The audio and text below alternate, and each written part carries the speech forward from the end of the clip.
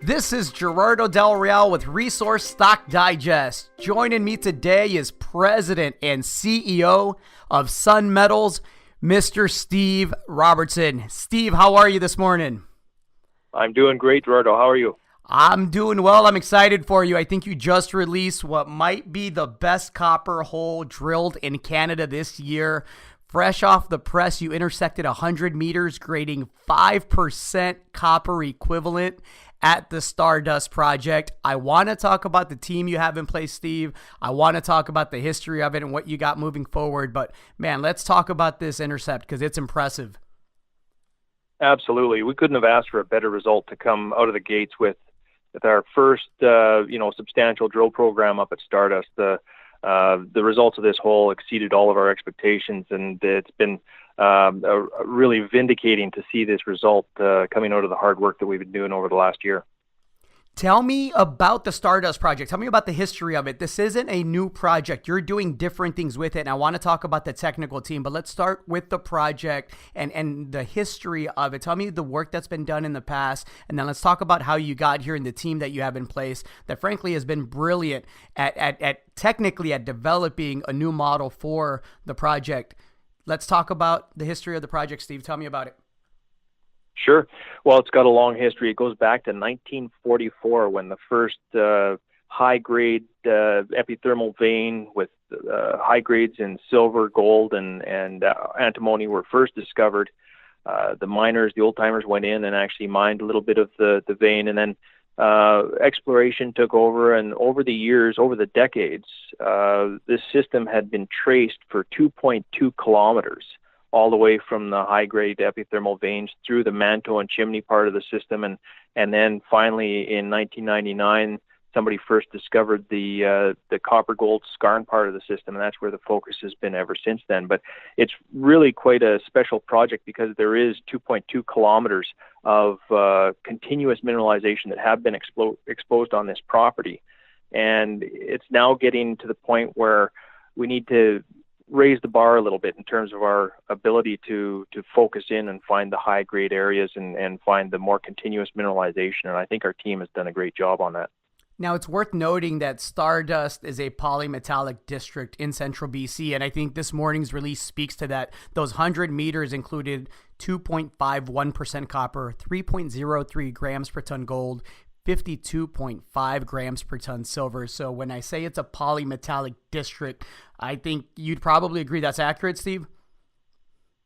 Oh, absolutely. This is a classic CRD system, carbonate replacement deposit. And we've got a technical advisory team that's led by Dr. Peter McGaw. Peter has worked on this project previously. So this is his second go-around with this project, and we've known each other since the mid-1990s.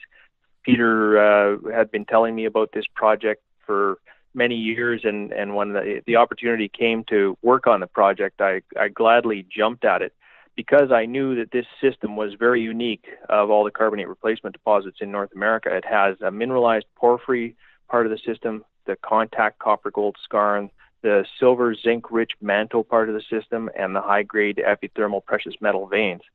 Very rarely do you ever find all those components in place. Usually you find one or two parts of the system, but Stardust is very unique in that it's got everything.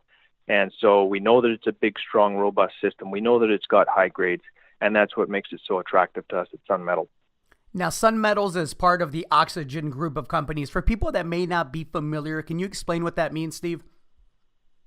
Yeah, Oxygen Group is founded by three members, Mark O'Day, Donald McGuinness, and Sean Tetzlaff. And those three folks got their start together with a company called Frontier Gold. Frontier Gold was a company that I think it was started in 2001, and over 10 years they built it up to a company that was worth $2.3 billion and taken over by Newmont for a project they had down in Nevada called Long Canyon. And the guys, when that happened, they were far too young to retire, so they formed Oxygen Group. As the best description, I think, is it's their own merchant bank where they incubate junior mining companies. So they give a platform where junior companies can grow and share resources. There's no markup, no management fee. So, the private owners of the Oxygen Group aren't getting rich off of the public companies. It's actually a very beneficial way for public companies to be able to grow. Just the tremendous success record that these guys have got has always been based on their ability to attract good people, and now we have the opportunity to share those good people within the group, and it's really a very productive platform for us to work within. You mentioned the rich history of the project. I believe over $25 million has been invested. Can you talk to me a bit about the current market cap of the company in light of this news here? Well, yeah, our current market cap is only about $20 million, which is about the same as it was when we did our IPO in the spring of 2018. So there really hasn't been any news of substance to generate any excitement, especially in the markets over the summer where things were not all that conducive for junior mining market or junior mining companies. Now that we finally have some substantial news coming out, I expect to see that that's going to change pretty dramatically or quickly. And I think that hopefully we'll get to a more reasonable market cap as we move forward.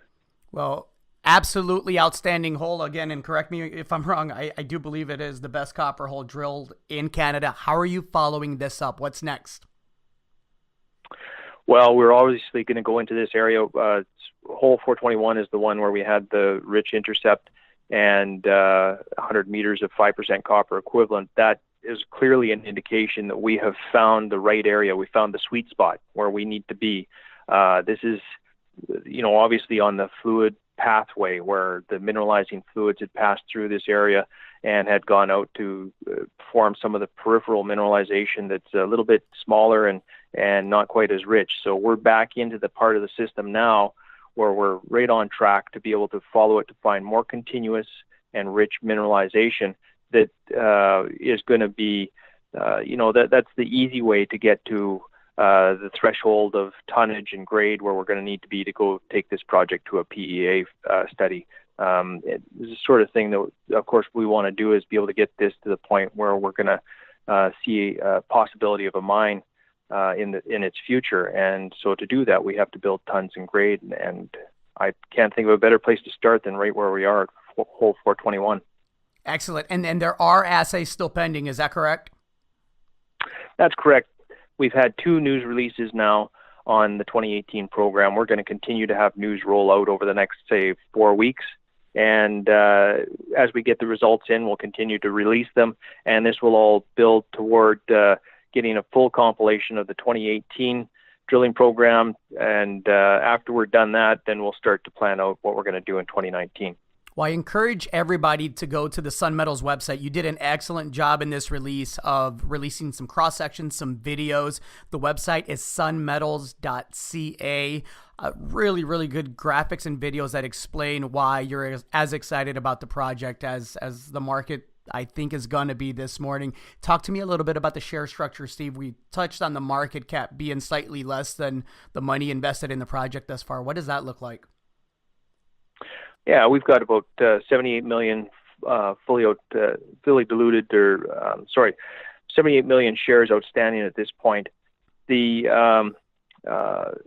share structure when we did our financing in the spring was 25 cents per unit, and each unit got a common share plus a full warrant. Those warrants are good for 5 years, but they are callable. So if our share price gets to 70 cents for 15 days or more, we can call those warrants, and they have a strike price of 35 cents. So that would be another $9 million that would come into the treasury when those come in.